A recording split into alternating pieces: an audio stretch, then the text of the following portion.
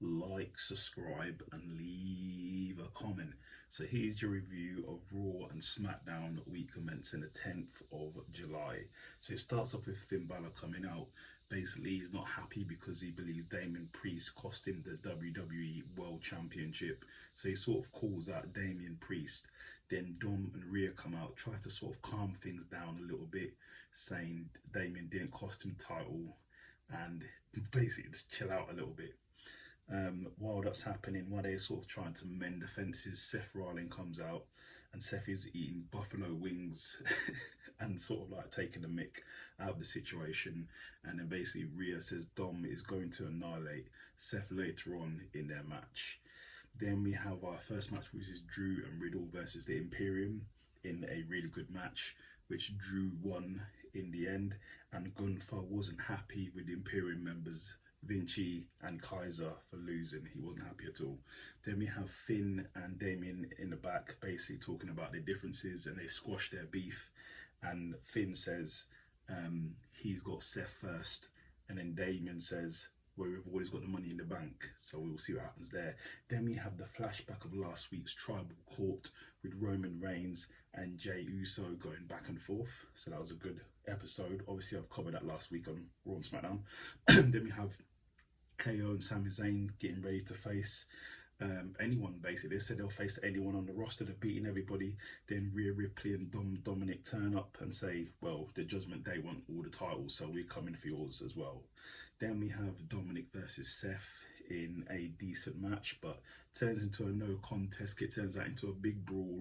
Sami Zayn comes down, KO comes down, and the Judgment Day comes down. So it turns into a big brawl. The match doesn't happen. Then we have Ricochet coming out. He gives props to Logan Paul, says Logan Paul's a great wrestler. He's done great things for his short period of time, but he says he doesn't like the things he's been saying about Ricochet on his podcast. So then Logan Paul basically comes out and says Ricochet is unprofessional, and he doesn't really see a match of them two happening. Doesn't really see a match happening, but Ricochet wants to face him at SummerSlam, but Logan Paul sort of backs out of it. Then it turns into a bit of a brawl. Then we have Becky Lynch versus Zoe Starks in a decent match. Surprisingly, massive upset. Zoe actually wins the match due to distraction by Trish Stratus, and Zoe got the pinfall.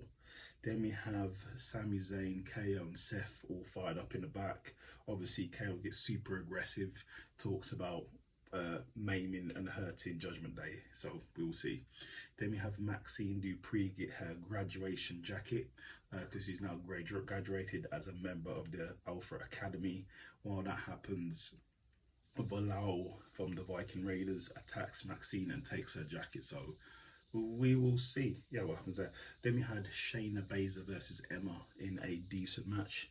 In the end, Shayna Baszler wins, and then Ronda Rousey comes out, and then them two get into a brawl. I see them two probably facing off at probably SummerSlam.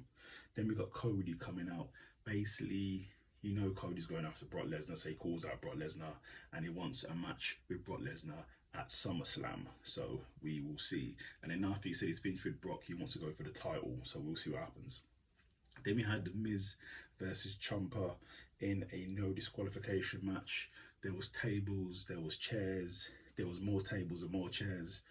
In the end, for no reason, Bronson Reed gets involved and costs Ciampa the match, and Miz gets the pinfall, so I don't know what's happening there.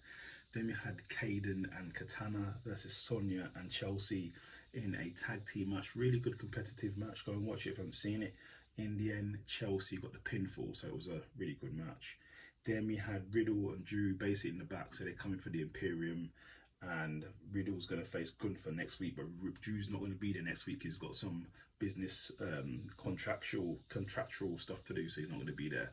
So Riddle said he's got the other two members of the Imperium by from ringside, so we will see what happens there. Then in the main event of the evening is Seth, Sami and KO versus the Judgment Day in a really good match. Go and watch it, you haven't seen it. But in the end, Finn gets the pinfall. Then we scoot over to SmackDown. SmackDown starts with basically Jay pulling up to the building, fired up, ready to go. Then Bianca Belair comes out and she's saying, where is her rematch? Since she's lost the title, she has not got her rematch, but she's happy she's getting her rematch tonight, and she's taking that title back tonight. And she's saying that Charlotte Flair comes out and basically respectfully says, when you win the title, I want to be first in line, and they shake on it. And then Bianca Belair goes, why don't we face at SummerSlam when I win that title? So we will see what happens. Then our first match on SmackDown is Brutes versus Pretty Deadly in a deadly match. But in the end, Pretty Deadly got the win due to an exposed turnbuckle. Thank you very much, turnbuckle. Then we had a flashback of the tribal court of the week before. So I've covered that already. So go and watch it in my other video. Then we have Charlotte in the back. Charlotte was about to leave the building, but then as she was leaving the building, Io Sky and Bailey said, we might cash in the Money in the Bank. So Charlotte goes, I'm going to stay, in fact, and see what happens. So we will see what happens there. Then we have Zelina versus Bailey in a really competitive match, but in the end, Bailey got the win. So congratulations to Bailey. Then straight after the match, we have a picture of a video of Shotzi.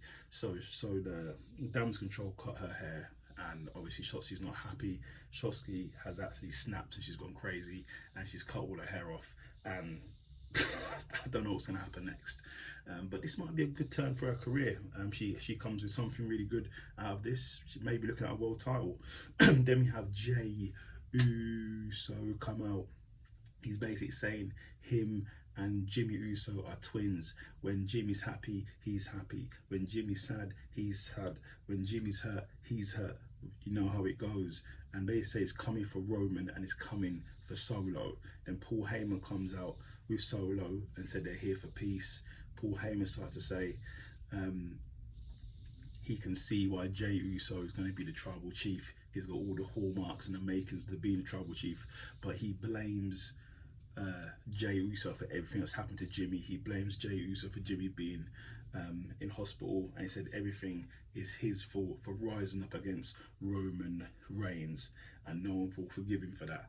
And then Solo gets in his face and Solo says he won't forgive Jey Uso for what he's done, and it turns into a big brawl.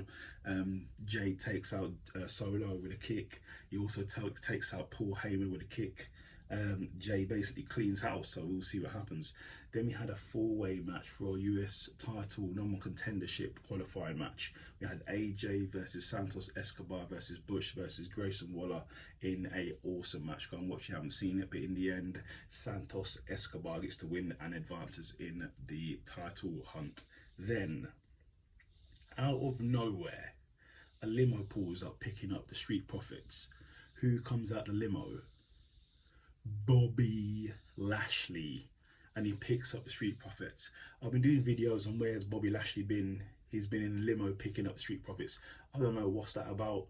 I thought Bobby Lashley would be going after Roman Reigns or going after Seth Rollins, but he's picking up Street Profits. Let's just see what happens. I don't know what's going on there.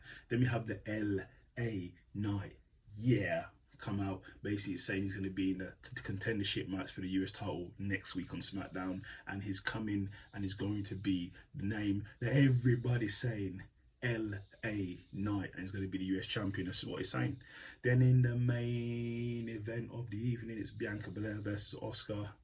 It started off as a good match, but in the end it was a DQ win for Bianca, because at ringside you had Charlotte Flair and you had Damage Control. They got into a big brawl. Charlotte Flair went to go and spear Io Sky, but she hit Bianca instead. That's it. And then Io Sky went to go and cash in on Asuka, but Asuka managed to get away. So that is your review of Raw and SmackDown. Like, subscribe and leave a comment.